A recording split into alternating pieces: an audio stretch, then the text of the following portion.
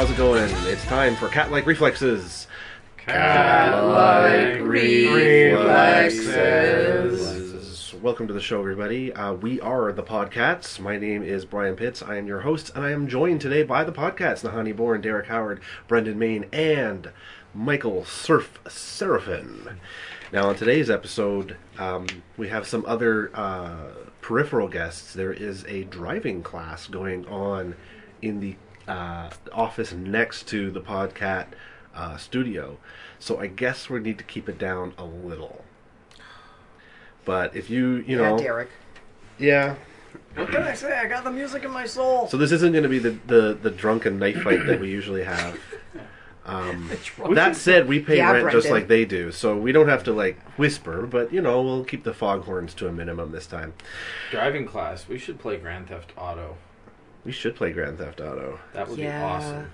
Actually, that does lead us very nicely into today's podcast. A while back, we did an episode called "What Are You Playing Right Now?"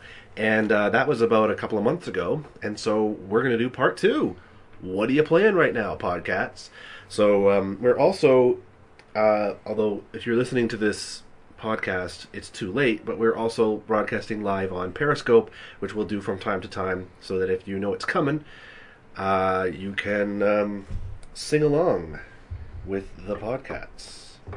So anyway, what are you playing? Doesn't matter if it's on console, PC, or phone. Are you playing tiddlywinks on the street for cash?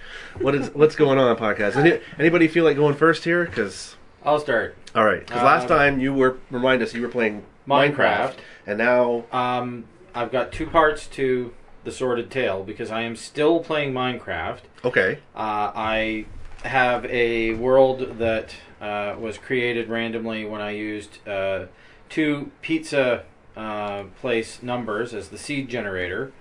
I got an almost all water world with a few mushroom biomes, which I thought was hilarious that pizza place numbers would give me a map covered in mushrooms. Nice. There is one small corner of a biome which is workable, but I thought this is a really challenging one, and at first I was just going to leave it behind and pretend I'd never made it.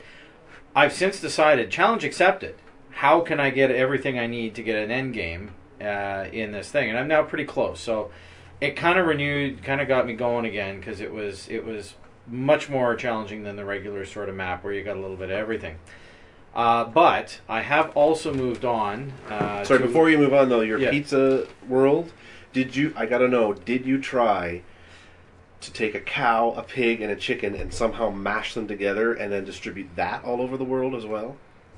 No, I haven't found the Dr. Moreau function in the game yet. Oh, okay. So right. luckily they do spawn in the little biome area where I set up headquarters, so I'm actually well taken care of in terms of the meat product. Cool. Sorry, I didn't mean to interrupt. Yeah, no. Inquiring minds and all that. Fair enough.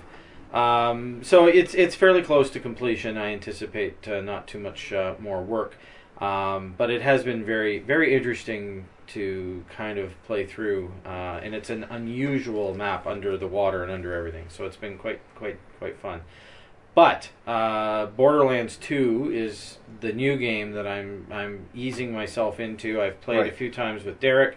Of course, the game is courtesy of the magnificent Brendan, who purchased us all copies because... If you remember on a previous podcast, Brendan he was the Borderlands fairy and brought everybody a copy. Yeah, and I got to admit, I really like it. I like the multiplayer aspect because I've had a lot of fun playing with Derek on this game so far. It's kind of fun. It's kind of goofy. It's got a lot of humor, which I like. And the only thing I'm finding a bit tough is there's a heavy component of you got a backpack and you got to manage all this stuff. And I just want to kill shit. I could fucking care less what's in my backpack, to be honest. So it gets a little heavy in that because I find that kind of bogging down a little bit. And it's not my favorite thing to do. Is it the kind of thing, though, that you get used to? Oh, yeah, I think you can. Although, for me, I mean... See, it will appeal to sort of OCD tendencies in people, there's no question. And anybody who has a penchant towards organization will find this kind of thing magnificent. I have other outlets for those aspects of my personality that take up a lot of time, like books and ephemera and a bookshop and a house and 2 estates and all these other things that. So I really don't give a crap right now. I try to do it. I'm not as maybe clever at it as I will hopefully become eventually. So I struggle with it. Luckily, if I'm online playing and Derek's nearby, he can tutor me when I'm like, okay, I'm just totally lost here. What am I supposed to do with this thing? But I have to admit, the gameplay itself is fun. It's not exceptionally challenging, which is kind of cool. Like, you don't have to be super accurate. You can kind of get through things. It's user-friendly in that you die, you respawn, and there's no punishment. You don't lose all your cool swag, which is kind of nice, because every now and then I get tired of that kind of thing, too. Yeah. So I'd like to get more people involved at some point. I mean, I still actually want to have a Minecraft day where we get like 8 people and we all play. Sure. And you die, you're out, and we try to win a game. I think that would be fun. I'm gonna gank the fuck out of you guys. Yeah, right. But I want to see some more Borderlands action, because I'm actually really starting to get into it. And it is the humor. Yeah, and I think that really sells the world. I mean, when the first one came out, I mean, already the notion was that there was this sort of sea of brown-looking shooters, and it's kind of more of a like a sepia tone color. But the world has this sort of flavor. I think is very very compelling. We should make a Facebook group and coordinate. Actually, if there's any listeners to our show who maybe want to join us, let us know in the comments and stuff, and we'll figure it out. Yeah. I would love to set up a Twitch stream of something. The Catlike Reflexes Twitch stream. That'd be great. That'd be great. That would actually be pretty cool. Oh, that'd be so fun. Surf and I watch on Twitch the Salty Bet Casino, which is a Mugen emulator. And you get any... Mugen, by the way, is an old PC program which takes any and every fighting game character from any franchise across all of the years of video gaming, and it puts it all into one gigantic arena. And on Auto Battle, Mortal Kombat's Scorpion goes up against Street Fighter's Ryu. You can have any combination, and fans can create their own. So Surf and I watch it, and one night we had, I believe it was Godzilla versus Che Guevara, the Cuban national hero. Wow. Best battle ever. It was so amazing. Can I ask who won, or is that too much? I think it was Che. I think it was Che. Che beat Godzilla. Oh, he's Che Guevara, man. That's why he's on T-shirts. Yeah. You don't spray paint Godzilla everywhere. No, I guess that's certainly true. not in Cuba, anyway. Well, maybe they do, and he just wrecks all the buildings that he's been spray painted on. That was Fidel Castro, wasn't it? I don't know. Ayo. I got nothing. That's cool, though. That's very when cool. Godzilla spray paints a building, it's because he just peed on it. So it was marking territory. Yeah. Just getting a little on track here. Brendan, you were talking about Borderlands. Is that what you're playing right now? No, because that takes time and organization, and I have neither right now. I want to get online, play Borderlands 2, but for multiplayer, something like that, I never know how much time I'm going to have. Yeah, I hear you. So I can't really devote an evening to it without the knowledge of how it's going to be when I get my kids down and how much cleaning I have to do for the evening. Mm-hmm. So Borderlands 2, that's on the docket. I have been ever since I got a PS3 and signed up for Plus. I've just been downloading everything I could, whatever free games are available for Plus. And a couple months back, I think in November of 2014, I downloaded a turn-based strategy game, which is my jam. I love it. I never played XCOM. Oh. And I don't know if you... XCOM has a storied history of which I am only dimly aware. But super, super popular on the PC. And recently they sort of had this idea of a sort of a remake. The premise is that there's an alien invasion, and it's pretty much it's kind of Independence Day, right? Okay. So you have every hoary cliche about aliens invading, they're all there, right? So they are they have little green men with giant heads, and they come down and they steal people away to do experiments on them. That's the premise. And there are kind of like tall, thin ones that try to masquerade as humans, and there are kind of like little spindly ones. And as you go up, you sort of fight your way, and then by the end, it's kind of like Halo. You know, you have this sort of like roster of various alien races that are all sort of turned against you, and despite how it looks, it's turn-based strategy, which I really, really, really like. Right? So I mean, you have your guys; they have classes. You can move a certain amount within a turn. You can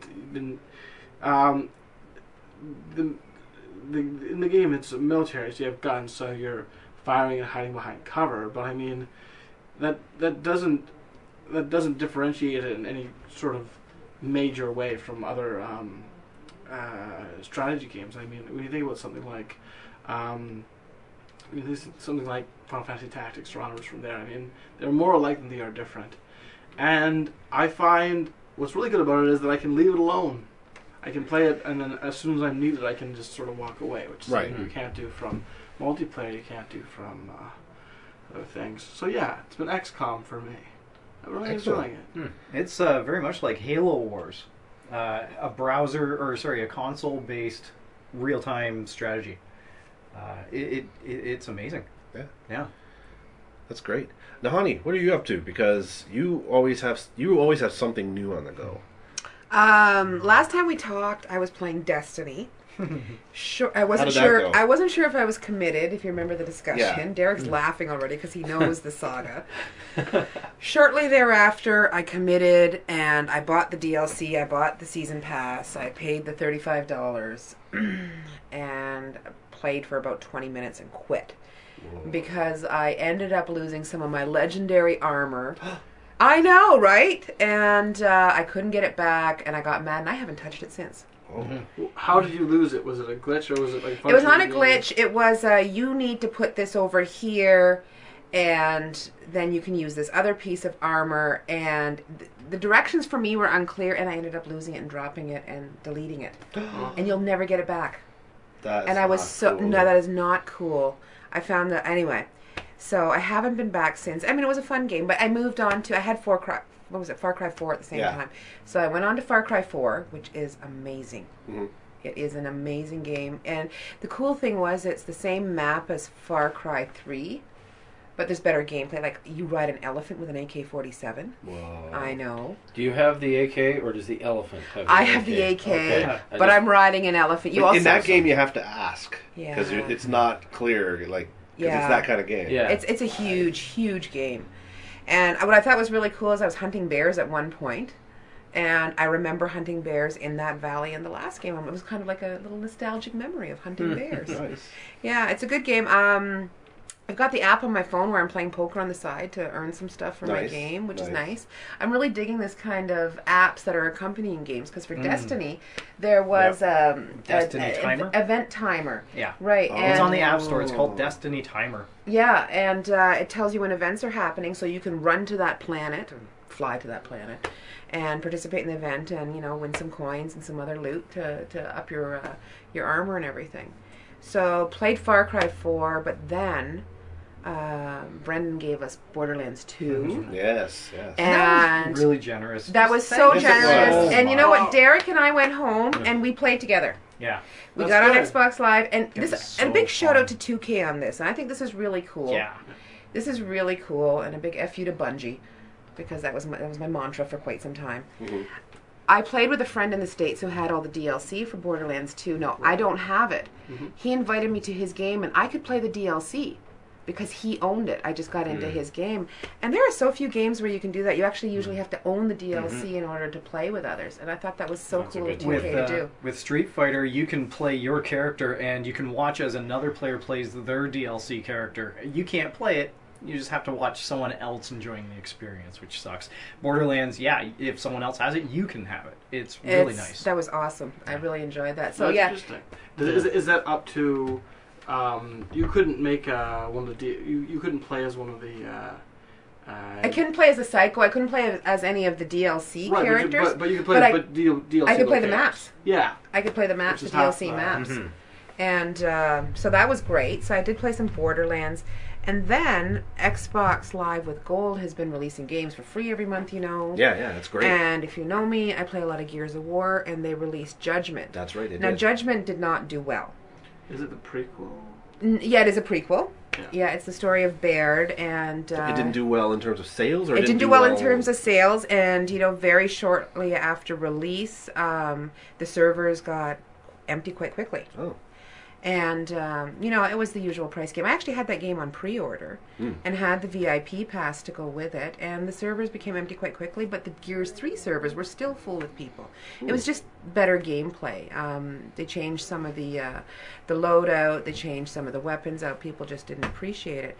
But because it's been released for free, the servers are full again. That's cool. So I've been going back and playing and increasing my score again, and I'm enjoying that actually because I always loved that game. It featured one of my favorite characters in the franchise, which was Baird. Oh yeah. Yeah, I enjoyed him. So yeah, I'm back to that, and and I'll still go back and finish off Far Cry 4 when I get there. Cool. Yeah, that's what I'm up to. What about you, Brian? What are you playing now? What am I playing? I'm Yeah. going to get back to Derek in a second, but I don't want to tell wise. you. Yeah, because I want to go to you last because I know you've been doing some cool stuff. I've been playing. I haven't really had a lot of time to play games the way I usually like to, which is to sit down at the couch, play on a console, and just really bite down on it. But I've been very busy, but I have had the opportunity to try two unusual things. One is not a video game.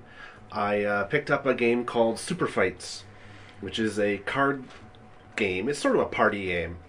It could be both a card game and a party game. Yeah, exactly. It's both things, but it's not a game like say Magic the Gathering where you compete against people per se. But Super Fights is very simple. You get cards that have characters on them, and there's all different kinds of characters from ninjas to cheerleaders to Godzilla to whatever. And there are cards that are modifiers. For instance, with hooks for hands, or can fly but not very fast, or whatever. And you pick a card, and you pick a modifier, and that's your character. So I would get, say, Skeletor with a flamethrower for a leg, and somebody else would get, Sheldon from Big Bang Theory. But he weighs 1,000 tons or something. Like, I don't know, you get these weird combos. And then you have to advocate for why your thing would win against the other person's thing, and the people around the table get to vote on who argued it best. Sometimes it's no contest, depending on what the things are. But it can be really fun, and it's just a fun way to people... Like, we always... Nahanni, at the museum, like, we always played who would win in a fight. Yeah, Nah. that's one of our And, favorite lunchtime games. It literally Yeah. is that game. It literally Yeah. is just that game, but in a card form instead of just And it doesn't showing involve them up. people we actually know. No, but it does have a few blank cards that you can write whatever you want on. So we'll have to discuss that later. I've got a Sharpie. Yeah. And I thought actually that it might be fun to play that in a future episode of Yeah, Catlike it'd be Reflexes. great. Except that I left it in my car, which is now in Barrie, so I can't play it now. So anyway, I have been playing Super Fights, and the other thing, I'm not even sure if this is a game or not. I've been telling you guys when you first came in. I have been observing Reddit's The Button. It's a game. Would you say it's a game? I'd say it's a game. It's not a game in the traditional sense, but I think it's definitely a game. For those of you who aren't aware of it, or maybe you're listening to this far in the future when it's already fizzled out, on April's Day, Reddit.com, of course it has many subreddits or sort of message boards, created a subreddit called The Button. And it's very simple. If you go to it, at the very top of the subreddit, there is a button, and next to it is a clock. The clock counts down from 60 seconds. You may push the button once. Ever. Like in your life, you can push this button once. When you push it, two things happen. One, the clock resets to 60 seconds and continues. Two, you receive what they call a piece of flair, which is just a little colored dot beside your name, indicating at what point in the clock's countdown you pushed the button. They released this with no really context. They just kind of put it up. And this whole sort of culture has grown around the button. And what I really like about it is that aspect, is that it is the game that is... It's facilitated by Reddit, but the rules and the culture around it are entirely made by the people who use it, and not at all by the people who created it. Which I just find it very interesting. Now, personally, at the time of this podcast recording, I have not pushed the button. And I'm not sure if it's because I'm waiting for it to go down to a low number, or I'm just kind of scared to push it. Because I don't want to be a filthy purple.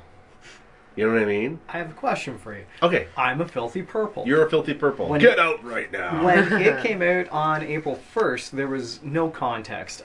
Previous Reddit April 1st jokes had included changing up the colors to create a division between all the Reddit users, maybe showing off the Konami logo, the up, down, down, left, right, VA start. Yeah. This just said, have you visited the button, or have you pushed the button? So you click on the link to go to the subreddit, the button, and it just has a button, and you either press it or you don't. I, showing up within the first 15 seconds, push the button. What's this about? I pushed the button, and nothing happened. It gave me a little 59.5 second mark. My question for you, Brian. If you hold off from pushing the button and someone lets it run to 0, and whatever happens at 0 happens. No one knows what's going to happen so far, at 0. At the time we're recording this, it has never reached 0 since April 1st. Yeah, haven't they made a statement that once it runs to 0, something will happen and the button will be... They have not said anything. Yeah. That is all speculation. Absolute dead silence. Everything from the whole thing gets deleted like it never happened to it's a rickroll, or whatever. Like there's anything. Yeah. Yeah. Like so the question for you is, if you're not pushing the button and if you're waiting to see what happens, whether it's trepidation or whatever, and it either goes down to 0 or the end of what it is happens, will you have regretted not pushing the button to get in on it?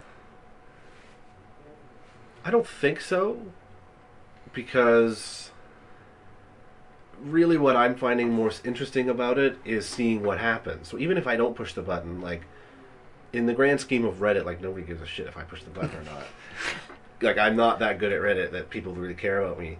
But if I did push it and then it had because you don't know what the end consequence is going to be of pushing the button. Like it's what I like about this game is that it's so interesting just to see what's going to happen in the ways that people react. And it's not about like an end goal. It's just like it's like poking something with a stick, like I just really find it interesting, and that's why I'm enjoying it. Podcat Drew and I, and possibly even you, Brendan, were talking in a previous podcast about a game called Curiosity, put out by Peter Molyneux. That's right. Yes.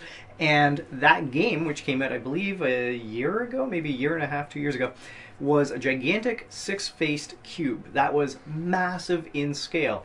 And it was just, he announced that once you get to the center of the cube, something miraculous will happen.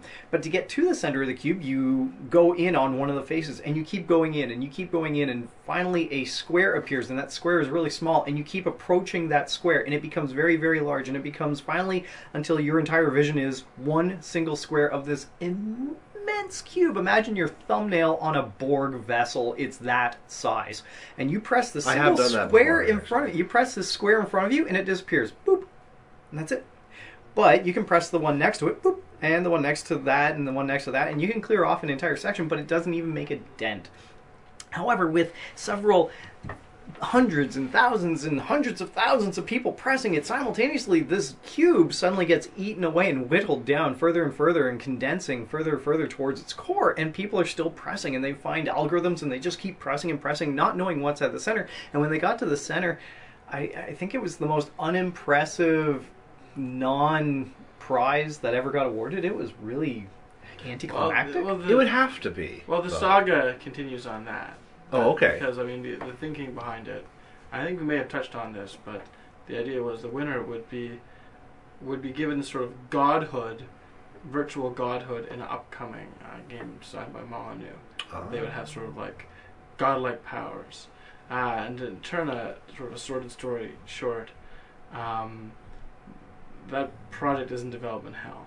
And a couple months ago, the guy who won Curiosity went to the papers and started decrying Molyneux and sort of the treatment he's received at the hands of that. So it's become a sort of little tale. But it was on the cusp. I mean, Peter Molyneux is the closest we're ever going to get to an actual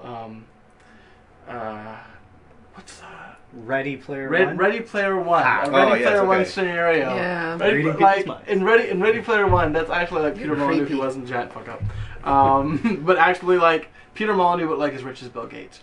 But when you mentioned you have a couple things that were turning around in my head. When you said I don't know if it's a game, and Derek said with confidence, yes, it is a game. And I kind of had a debate with myself for 15 minutes. I agree, but I think that in the most, like, you could almost describe it as avant-garde, as if avant-gardism meant anything to game design, which it doesn't, Sure. right?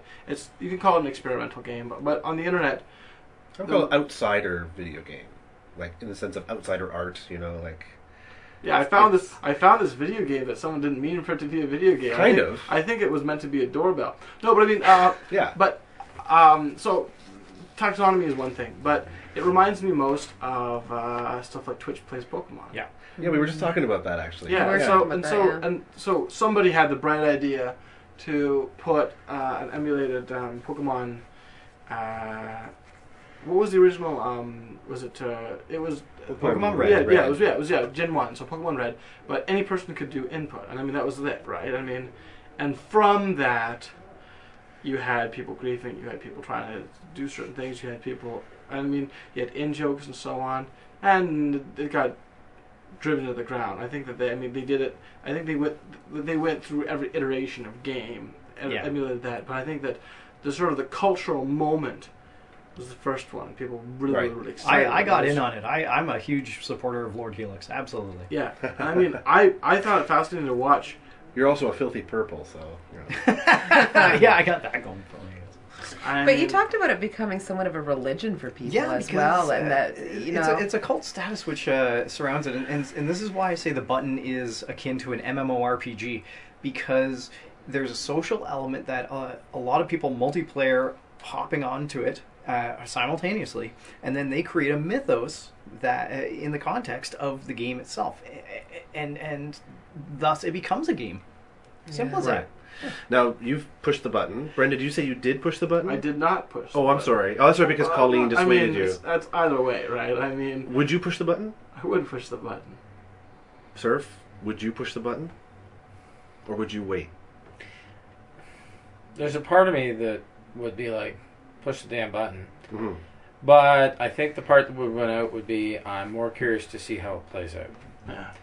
But there is a part of me that's definitely like, oh Push yeah, the just button get and in see. there and do it Be a part of it. and be part of it. But that's maybe 40% of me, and the 60% that's like, no, I need to watch this Mm-hmm. would take over. So I'm probably going to be in the non-button pushing camp. So that would make you a gray, which means your little badge is gray, meaning you haven't pushed anything yet. Right? Nahanni, you are holding the button watching app on your phone right now. I have not pushed the button yet, but I shall be watching this. I'm going to point out I just learned of the button today. Just before we started recording Yeah, this podcast. and I'm regularly on Reddit, but I usually use my Reddit Okay, app. so the countdown is at 48 right now. Well, it was 48. We just got reset. So purple is to about what? So purple It's about is to 50. It's about every 10 seconds Every or so. 10 seconds it changes color. So Yeah. Now it's at 50 and it's at And blue. it's blue. Oh, back And to I saw it purple. at 40 and it was green. Yeah, that's right. Green, then yellow. How and low- beyond that, no one has how reached low, it yet as of this recording. How low is it gone? I think the lowest one was like 21.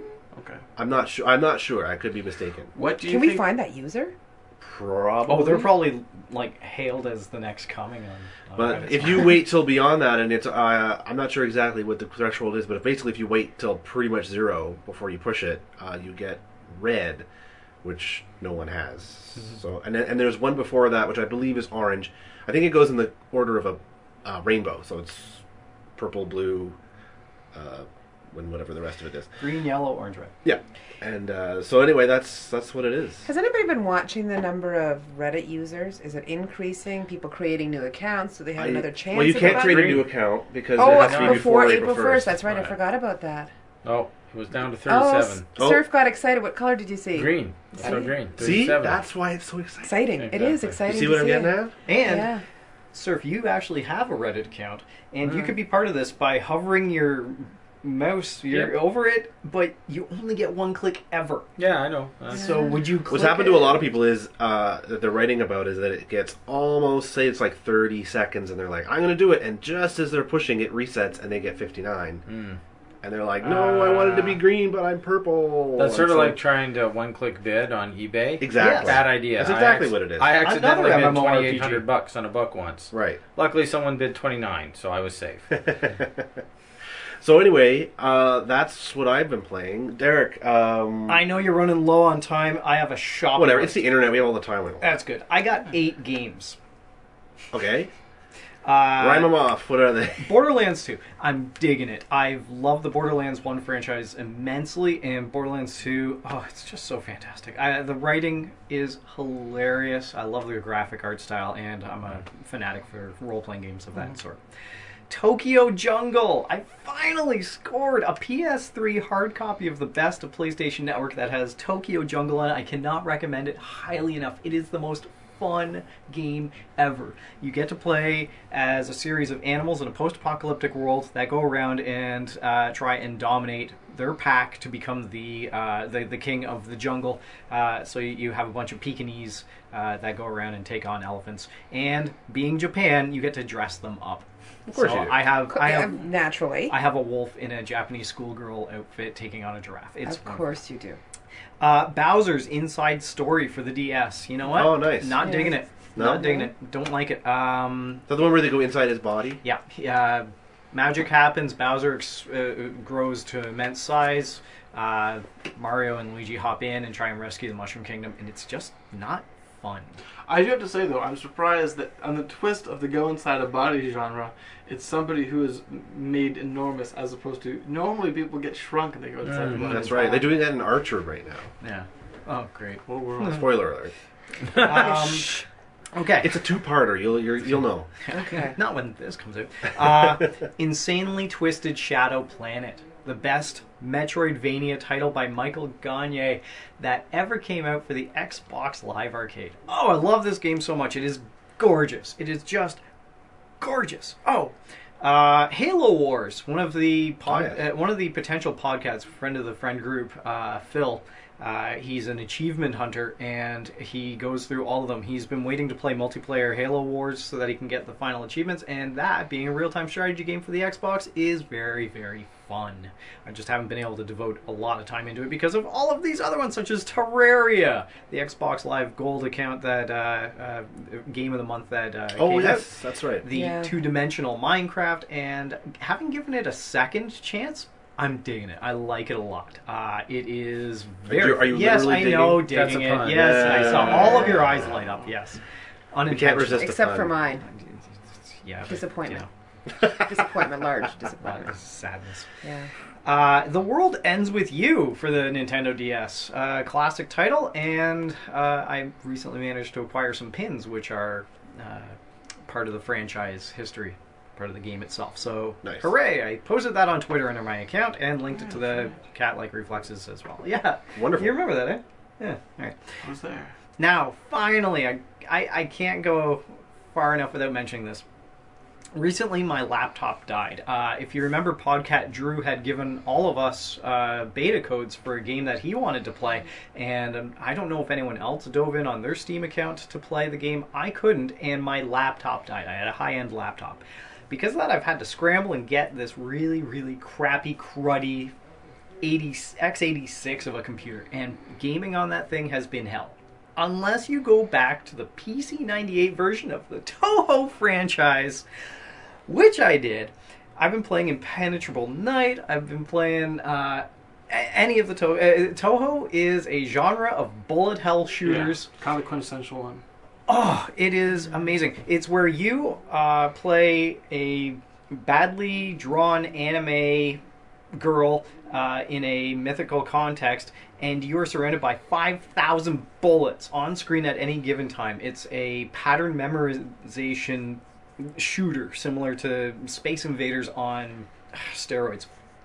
I have not been able to ever tackle the Toho franchise until I saw a Twitch stream for the Gensokyo Broadcast Network. I'm giving them a shout out right now. Specifically, Torgo Higgins 2, Left-Handed Schmo, Skylar Silver, Zayu, those 4 individuals gave me some immense tips, which is ignore the rest of the screen. Focus on the 5% around your absolute immediate area, and you'll be able to survive. And so I tried it out, and boom, I did it. I've actually gotten past the first stage on the first game I've ever played.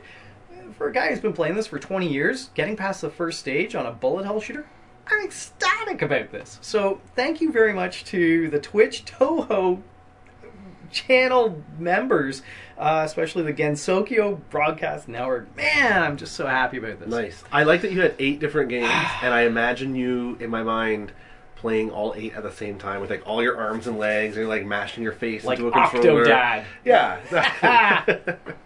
Oh, that's super. This has been a good episode, everybody, and it gets even better because Nahanni has a special announcement. I think, as Podcats, we must give a shout out to our listener, Red 5 from the South Simcoe Rebel Rollers. She listened. That's Roller Derby for those Roller of you who Derby. don't know. That's right. That's right. She has been listening to our podcast for quite some time, and on the episode of Blind Spots, I talked about not having seen E.T., and she brought me a copy because she thought I needed to fill in the gap.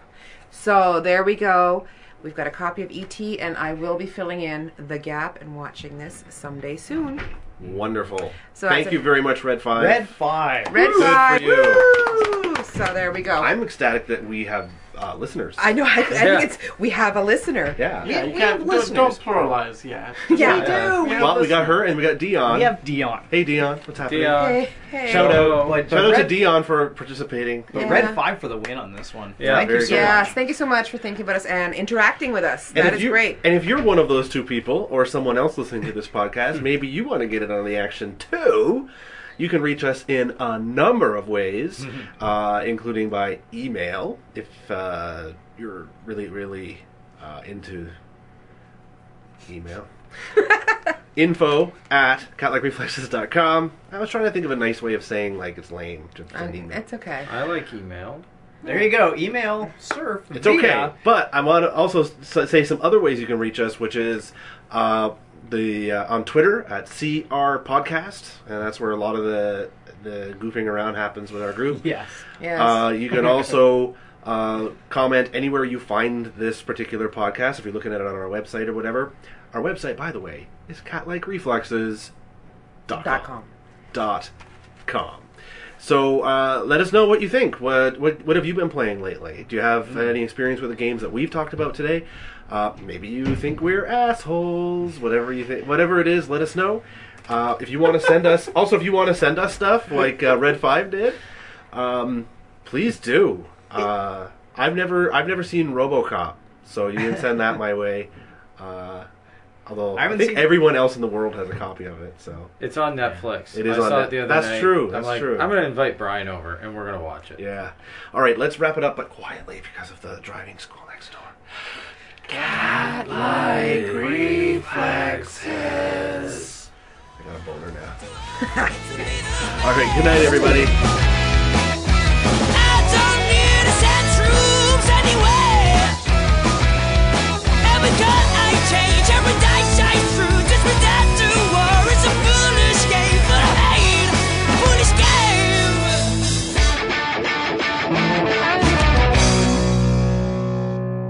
The music at the beginning and ending of this episode of Catlike Reflexes was War by Meadow Sinners.